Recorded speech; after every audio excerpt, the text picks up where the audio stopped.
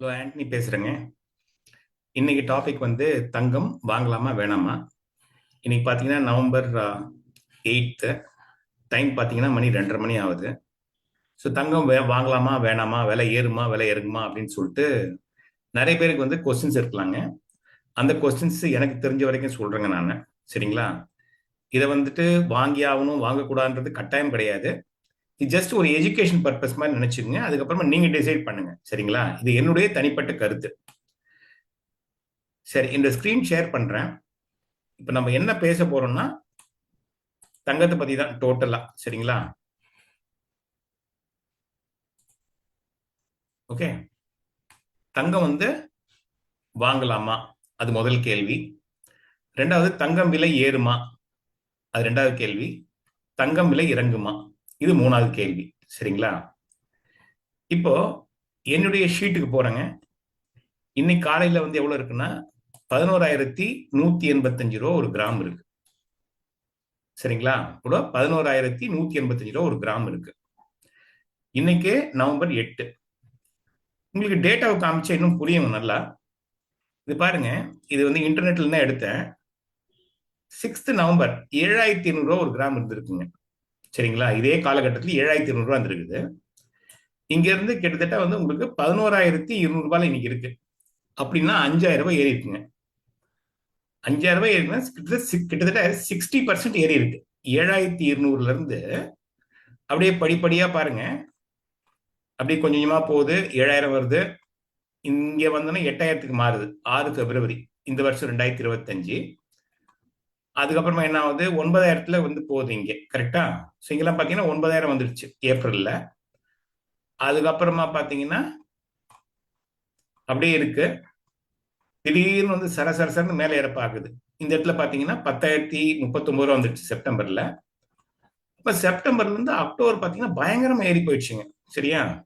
போயிட்டு ஒரு வேற லெவல்ல போயிடுச்சுன்னு வச்சுங்க.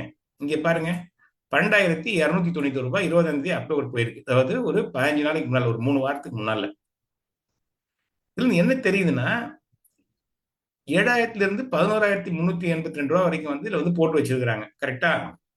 நான் காட்டுற டேட்டா வந்து அந்த வெப்சைட்ல இந்த வெப்சைட்ல வந்து கொஞ்சம் கொஞ்சம் வித்தியாசமாகுங்க.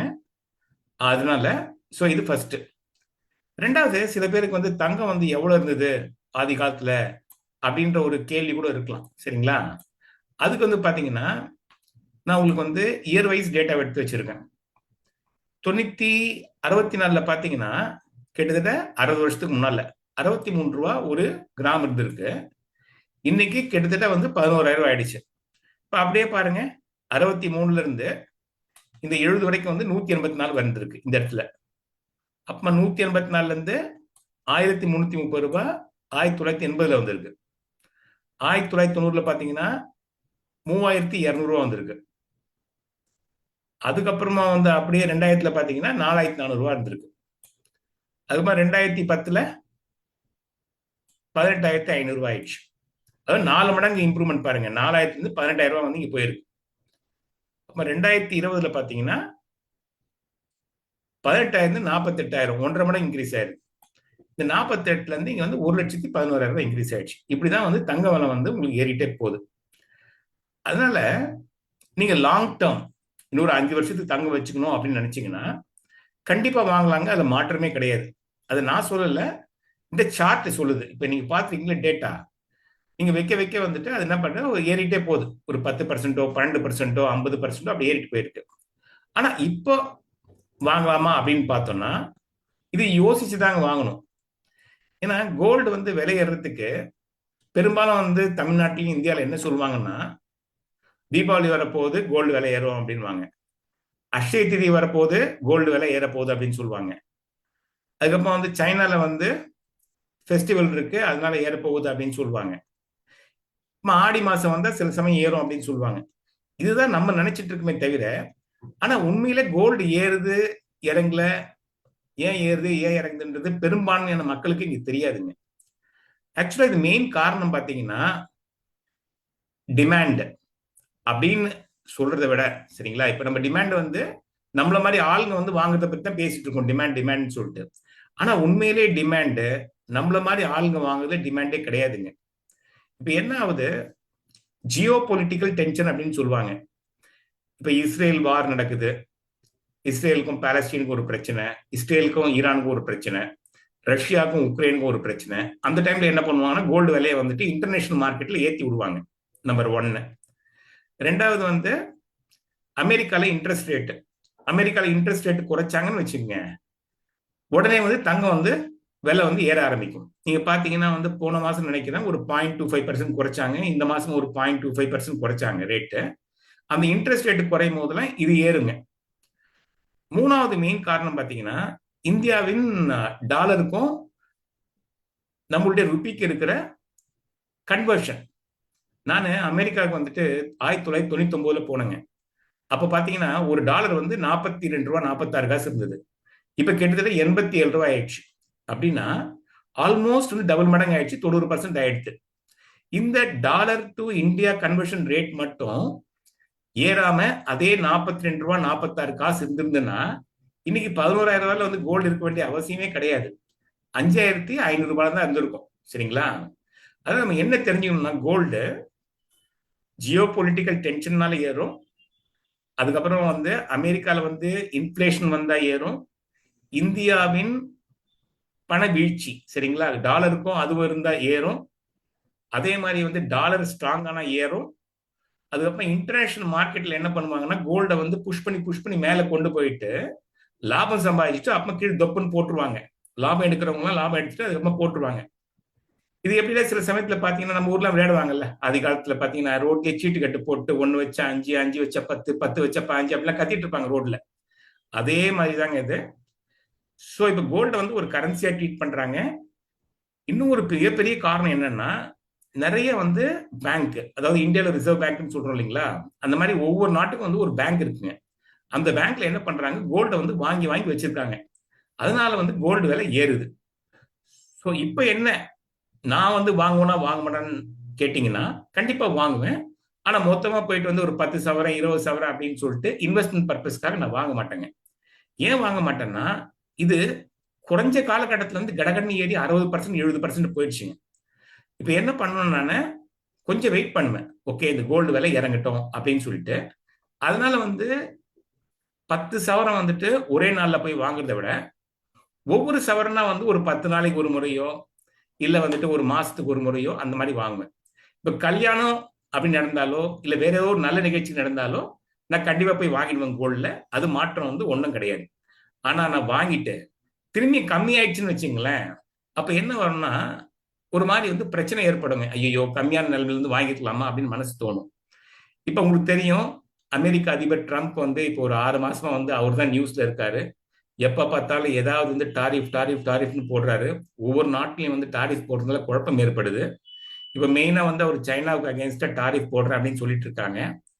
ஒரு கால் சைனாவும் அமெரிக்காவும் நல்ல ரிலேஷன்ஷிப்ல வந்தாங்கன்னா அந்த டைம்ல கோல்டு விலை இப்ப ஏறின மாதிரி ஏறாதுங்க, அது குறையும். சரிங்களா? நீங்க லாங் டேர்ம் ரைட்டுங்களா ரொம்ப நாளுக்கு கன்சிடர் பண்றதுன்னா கோல்டை வாங்குறதுல தப்பே கிடையாது. ஏன்னா இப்ப கூட என்ன பண்றாங்கன்னா நிறைய வந்து ஏஜென்சிஸ் இருக்குங்க வேர்ல்டு ஃபுல்லா. ஜேபி மார்க்கெட்னு சொல்லுவாங்க, கோல்ட்மேன் சாக்ஸ் சொல்லுவாங்க, இந்த மாதிரி நிறைய ஏஜென்சிஸ் இருக்கும். ஒவ்வொரு ஏஜென்சிஸ் என்ன பண்றாங்க, கிட்டத்தட்ட $4,800 போவோம், $5,000 வந்து ஒரு வருஷத்துல போவோம்ட்டு அமெரிக்கன் டாலர்ஸ் சொல்றாங்க. அப்படின்னா என்னன்னா இன்னைக்கு இருக்கிற பிரைஸை விட 20-25% அதிகமா போகும்னு சொல்றாங்க. இப்போ நமக்கு 11,000 ரூபாய் இருந்ததுன்னா குறைஞ்சது 2,750 ரூபாய் போகும் அப்படின்னு சொல்றாங்க. அப்படின்னா அடுத்த வருஷம் நவம்பர்ல இது கிட்டத்தட்ட 13,750 ரூபா ஒரு கிராம் வரும் அப்படின்னு சொல்றாங்க. முன்ன பின்ன போயிட்டு இருக்கோம், கீழே இறங்கும், அப்படி போயிட்டு இருக்கும்.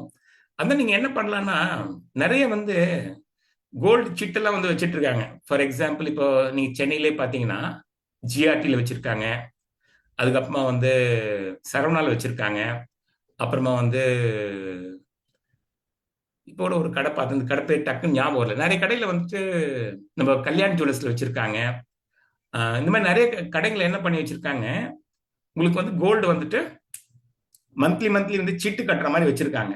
சீட்டு கட்டும் போது என்ன பண்ணணும்னா நீங்க எவ்வளவு பணம் கட்டுறீங்களோ அந்த பணத்துக்கு ஈக்குவலா வந்து கோல்டை வாங்கிக்கணும். அது வந்து 11 மாசம் சீட்டு வச்சிருக்காங்க. நானும் அந்த மாதிரி கட்டியிருக்காங்க, நானும் அந்த மாதிரி வாங்கியிருக்கிறேன். நான் அது எப்படின்னா 11 மாசம் வந்து நீங்க கரெக்டா கட்டணும்.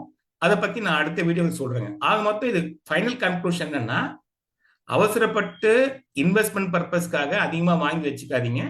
கொஞ்சம் கொஞ்சமா வாங்குங்க.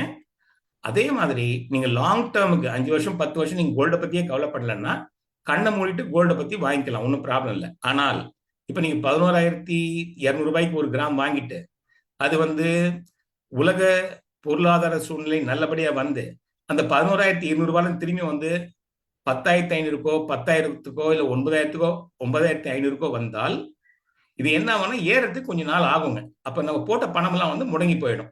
இதை மட்டும் மனசுல வச்சுக்கங்க. ஸோ தங்கம் என்னை பொறுத்த வரைக்கும் என்னைக்குமே மிகப்பெரிய நல்ல பெட்டு. மிகப்பெரிய அட்வான்டேஜ் என்னன்னாங்க, 2 தாங்க. கையில பணம் இருந்துன்னு வச்சுங்களேன், டப்புன்னு போயிட்டு ஒரு ஹாஸ்பிட்டல் எக்ஸ்பென்ஸுக்கோ இல்லை ஒரு நல்லதுக்கோ ஒரு கெட்டதுக்கோ நம்ம பண்ணலாங்க.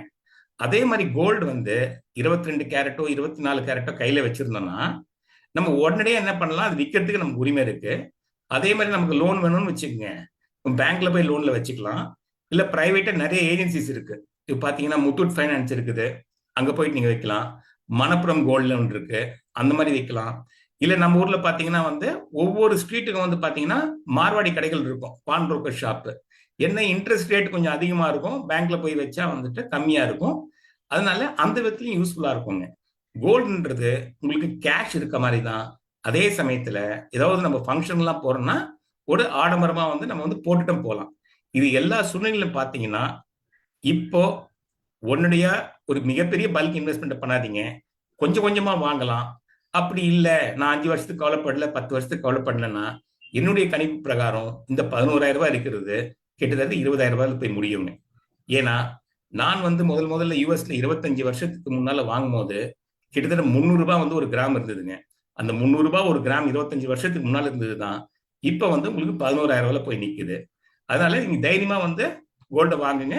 ஆனா எப்போ வாங்கணும் எப்படி வாங்கணும்ன்றது நீங்க பொறுமையா பார்த்துட்டு இருக்கணும். என்னுடைய சேனல்லயே நான் என்ன பண்றேன், தினத்துக்கு எவ்வளவு பிரைஸ் இருக்குன்னு சொல்லிட்டு போட்டே வரேன். அதையும் பாருங்க. All the best.